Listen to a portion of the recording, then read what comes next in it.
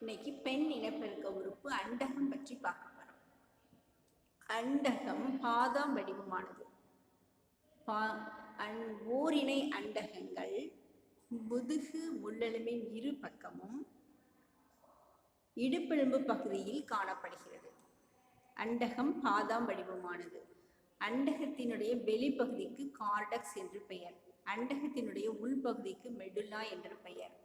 அண்டகத்தின் கார்டக்ஸ் பகுதியில் இனச்சல் எபித்திலிய செல்கள் காணப்படுகின்றன. அண்டம் முதிர்ந்து வெளிப்படும் பொழுது பொலோப்பியன் குழல்களில் வழியாக அது கருப்பையை சென்று அடைகின்றது.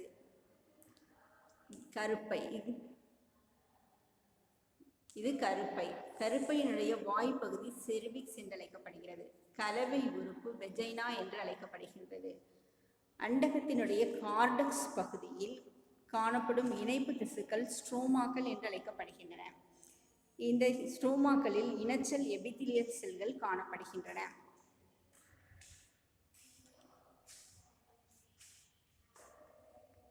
அடுத்து அண்டகத்தின் அமைப்பு. அண்டகம் பாதாம் வடிவமானது. அண்டகத்தினுடைய வெளிப்பகுதிக்கு கார்டக்ஸ் என்று பெயர். மைய பகுதிக்கு மெடுல்லா என்று பெயர். அண்டத்தின் கார்டக்ஸ் பகுதியில் இனச்சல் எபித்திலியல் செல்கள் காணப்படுகின்றன. இந்த இனச்சல் எபித்திலியல் செல்கள் பிட்யூட்டரி சுரப்பி பாலிக்கல் செல்களை தூண்டும் ஹார்மோனை சுரந்தவுடன் இந்த இனச்சல் எபித்திலியல் செல்கள் முதல் நிலை பாலிக்கல் செல்களை உருவாக்குகின்றன. முதல் நிலை பாலிக்கல் செல்கள் பின்பு வளரும் பாலிக்கல் செல்களை உருவாக்குகின்றது. பாலிக்கல் செல்கள் முதிர்ச்சி அடைந்தவுடன் அவை முதிர்ந்த பாலிக்கல் செல்கள் அல்லது கிராஃபியன் பாலிக்கல் செல்களை உருவாக்குகின்றன. கிராஃபியன் பாலிக்கல் செல்கள் உருவானவுடன் பிட்யூட்டரி சுரப்பியானது லூட்டினைசிங் ஹார்மோனை சுரக்கிறது. லூட்டினைசிங் ஹார்மோன் சுரப்பதால் அண்டம் வெடித்து பாலிக்கல் செல்கள் சிதைந்து அண்டத்தை வெளிவிடுகின்றன. அண்டம் விடுபடுதல் நிகழ்கின்றது. இந்த சிதைந்த பாலிக்கல் செல்கள் கார்பஸ் லூட்டியமாக மாறுகிறது. கார்பஸ் லூட்டியம் புரொஜெஸ்டரான் ஹார்மோனை சுரந்து கருப்பையை கருப்பதிவதற்கு தயார் செய்கின்றது. கருவுறுதல் நிகழவில்லை என்றால் கார்பஸ் லூட்டியம் சுருங்கி கார்பஸ் அல்பிகேன்ஸ் ஆகிறது. கார்பஸ் லூட்டியம் சுருங்கியவுடன் புரொஜெஸ்டரான் ஹார்மோன் சுரத்தல் குறைகிறது. இதனால் மாதவிடாய் ஏற்பட்டு கருப்பை சுவர் முறிந்து இரத்தப்போக்காக வெளியேறுகிறது. இனச்சல் உருவாக்கம். விந்தகம் விந்து செல்லை உருவாக்குகிறது. அண்டகம் அண்ட செல்லை உருவாக்குகிறது. விந்தகத்திலிருந்து விந்து செல் உருவாதல், அண்டகத்திலிருந்து அண்ட செல் உருவாதல் கேமிட்டோஜெனிசிஸ் அல்லது இனச்சல் உருவாக்கம் என்று அழைக்கப்படுகிறது. விந்து செல்லும் அண்ட செல்லும் ஒற்றை மையத்தன்மை கொண்டவை. ஒரு ஆணின் வாழ்நாளில் 500 பில்லியன் விந்தணுக்கள் உருவாக்கப்படுகின்றன. பெண்களில் அண்டகத்தில் பாலிக்கல் செல்கள் காணப்படுகின்றன. துவக்கத்தில் குழந்தை பருவத்தில் 7 மில்லியன் பாலிக்கல் செல்கள் அண்டகத்தில் காணப்படுகிறது. பருவமடையும் காலமான 11 முதல் 13 வயது காலத்தில் 60,000 to 70,000 பாலிக்கல் செல்கள் அண்டகத்தில் காணப்படுகின்றன. இந்த 60,000 to 70,000 செல்களில் இருந்து 300 முதல் 400 அண்டங்களே ஒரு பெண்ணின் வாழ்நாளில் உருவாக்கப்படுகின்றன. விந்து செல்லின் அமைப்பு. விந்து செல் தலை, நடுப்பகுதி, வால் பகுதி என 3 பகுதிகளை கொண்டு காணப்படுகிறது. விந்து செல்லின் தலைப்பகுதியில் அக்ரோசோம் காணப்படுகின்றது. இந்த அக்ரோசோம் ஹயாலுரானிடேஸ் என்ற நொதியை சுரிக்கிறது. இந்த ஹயாலுரானிடேஸ் நொதி விந்து செல் அண்ட செல்லை அடைந்தவுடன் அண்டத்தினுடைய சுவரை கரைக்க பயன்படுகின்றது. அக்ரோசோமுக்கு உள்ளே சைட்டோபிளாசமும் உட்கருவும் காணப்படுகிறது. விந்து செல்லின் கழுத்து பகுதியில் சென்ட்ரியோல் காணப்படுகிறது. விந்து செல்லின் நடுப்பகுதியில் மைட்டோகாண்ட்ரியா காணப்படுகிறது. இந்த மைட்டோகாண்ட்ரியா விந்து செல் நீந்தி செல்வதற்கான ஆற்றலை அளிக்கின்றது. விந்து செல்லின் கடைசி பகுதி வால் ஆகும். இது விந்து செல் நீந்தி செல்வதற்கு பயன்படுகின்றது. பருவமடைதல். ஆண்களில் பருவமடைதல் 13 முதல் 14 வயதில் நிகழ்கின்றது. பெண்களில் பருவமடைதல் 11 முதல் 13 வயதில் நிகழ்கிறது.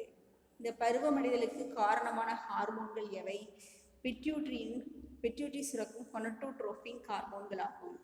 பிட்யூட்டரி 2 கொனட்டோட்ரோபிக் ஹார்மோன்களை சுரக்கின்றது. ஒன்று லூட்டினைசிங் ஹார்மோன், மற்றொன்று பாலிக்கிள் செல்களை தூண்டும் ஹார்மோன். லூட்டினைசிங் பாலிக்கிள் செல்களை தூண்டும் ஹார்மோன் சுரந்தவுடன் பாலிக்கிள் செல்கள் அண்ட செல்களாக மாற்றமடைகின்றன. அண்ட செல்கள் முதிர்ச்சி அடைந்தவுடன் லூட்டினைசிங் ஹார்மோன் சுரந்து அண்டம் வெளிப்படுகின்றது. பாலிக்கிள் செல்களை தூண்டும் ஹார்மோன் சுரந்தவுடன் ஆண்களில் டெஸ்டோஸ்டிரோன் என்ற ஹார்மோனை விந்து செல்லில் உள்ள லீடிக் செல்கள் சுரக்கின்றன. பெண்களில் அண்டகத்தில் உள்ள பாலிக்கிள் செல்கள் ஈஸ்ட்ரோஜன் ஹார்மோனை சுரக்கின்றன. லூட்டினைசிங் ஹார்மோன் சுரந்தவுடன் அண்டம் விடுபடுதல் நிகழ்கிறது. அண்டம் விடுபட்ட பிறகு உருவாகும் கார்பஸ் லூட்டியம் ப்ரொஜெஸ்டரான் ஹார்மோனை சுரக்கிறது. இந்த 5 ஹார்மோன்களும் பருவமடைதல் நிகழ்வதற்கு காரணமாக அமைகின்றன. அண்டத்தின் அமைப்பு. அண்டம் 3 உறைகளால் சூழப்பட்டு காணப்படுகிறது. வெளியுறைக்கு கரோனா ரேடியேட்டா என்று பெயர். இந்த கரோனா ரேடியேட்டா பாலிக்கிள் செல்களால் ஆனது. நடு உறைக்கு விட்டலின் சவ்வு என்று பெயர். உள் உறைக்கு சோனா பெல்லுசிடா என்று பெயர். இந்த 3 உறைகளுக்கும் உள்ளே சைட்டோபிளாசமும் உட்கருவும் காணப்படுகின்றது. இப்போ முட்டையின் வெள்ளை கரு கரோனா ரேடியேட், வெள்ளை ஓடு கரோனா ரேடியேட் ஆகும். அதற்கு உள்ளே காணப்படும் 2 சவ்வுகள் விட்டலின் சவ்வு மற்றும் சோனா பெல்லுசிடா ஆகும். வெள்ளை கரு சைட்டோபிளாசம் ஆகும். மஞ்சள் கரு உட்கருவாகும். இந்த கரோனா ரேடியேட்டாவிற்கும் மனிதரில் கரோனா ரேடியேட்டாவிற்கும் சோனா பெல்லுசிடாவிற்கும் இடையில் ஒரு திரவம் காணப்படுகிறது. இதற்கு பெருவிட்டலின் இடைவெளி என்று பெயர். மாதவிடாய் சுழற்சி. மாதவிடாய் சுழற்சி பருவமடைதல் முதல் மாத விடைவு வரையுள்ள நிகழ்வுகள் மாதவிடாய் சுழற்சி என்று அழைக்கப்படுகிறது. இனப்பெருக்க காலத்தில் நிகழும் சுழற்சி மாதவிடாய் சுழற்சி என்று அழைக்கப்படுகிறது. முதல் மாதவிடாய் பூப்படைதல் என்று அழைக்கப்படுகிறது. இது 11 முதல் 13 வயதில் நிகழ்கின்றது. இறுதி மாதவிடாய் மாத விடைவு என்று அழைக்கப்படுகிறது. இது 48 முதல் 50 வயதில் நிகழ்கிறது. மாதவிடாய் சுழற்சியின் நிலைகள் யாவை? மாதவிடாய் சுழற்சியில் 4 நிலைகள் காணப்படுகிறது. முதல் நிலை மாதவிடாய் அல்லது அழிவு நிலை, அதாவது கரு அழிதல் நிலை, அண்டசல் அழிதல் நிலை, மாதவிடாய் உருவாதல் நிலை. மாதவிடாய் அல்லது அழிவு நிலை என்று அழைக்கப்படுகிறது. இந்த மாதவிடாய் நிலை 4 முதல் 5 நாட்கள் காணப்படுகிறது. இதில் மாதவிடாய் நிலையின் போது முதல் நிலை பாலிக்கிள் செல்கள் அண்டத்தில் முதல்நிலை பாலிக்கிள் செல்கள் வளர ஆரம்பிக்கின்றது. கருப்பையில் எண்டோமெட்ரியத்தினுடைய சுவர் முறிந்து இரத்தப்போக்காக கருவுறாத அண்டம் வெளியேற்றப்படுகிறது. லூட்டினைசிங் கார்பஸ் லூட்டியம் சுரக்கும் ப்ரொஜெஸ்டரான் ஹார்மோனும் அண்டசெல் சுரக்கும் ஈஸ்ட்ரோஜன் ஹார்மோனும் குறைகின்றது. பாலிகுலார் நிலை அல்லது பெருக்க நிலை, இது 6 முதல் 13 நாட்கள் நடைபெறுகிறது. முதிர்ந்த பாலிக்கிள் செல்கள் 13வது நாளில் உருவாகின்றது. கருப்பையானது உட்சுவர் அண்டம் வந்ததும் கருவுறுதல் நிகழ்ந்தால் கருவை பதிய செய்வதற்காக எண்டோமெட்ரியம் புத்தாக்கம் பெறுகிறது. பாலிக்கிள் செல்களை தூண்டும் ஹார்மோனும் ஈஸ்ட்ரோஜன் ஹார்மோனும் அதிகரிக்கிறது. பிட்யூட்டரி பாலிக்கிள் செல்களை தூண்டும் ஹார்மோனை சுரக்கிறது. இதனால் கிராஃபியன் பாலிக்கிள் செல்கள் உருவாகின்றன. அண்டகம் ஈஸ்ட்ரோஜன் ஹார்மோனை சுரக்கிறது. அண்டம் விடுபடும் நிலை. அண்டம் 14ஆம் நாள்களில் அண்டகத்தில் இருந்து விடுபட்டு பொலோப்பியன் குழலை அடைகின்றது. இது அண்டம் விடுபடுதல் என்று அழைக்கப்படுகிறது. 14வது நாளில் எண்டோமெட்ரியம் நன்கு தடித்து அண்டம் வந்து கருவுறுதல் நிகழ்ந்தால் கருவை பதிய செய்வதற்கு கருப்பையை தயார் செய்கின்றது. லூட்டினைசிங் ஹார்மோன் அதிகமாக சுரக்கின்றது. லூட்டியல் நிலை அல்லது உற்பத்தி நிலை. 15வது நாளிலிருந்து 28 நாட்கள் வரையுள்ள காலம் லூட்டியல் நிலை என்று அழைக்கப்படுகிறது. அண்டம் விடுபட்ட பிறகு அண்டத்தினுடைய உறையான பாலிக்கிள் செல்கள் கார்பஸ் லூட்டியத்தை உருவாக்குகின்றன. இந்த கார்பஸ் லூட்டியம் ப்ரொஜெஸ்டரான் ஹார்மோனை சுரக்கிறது.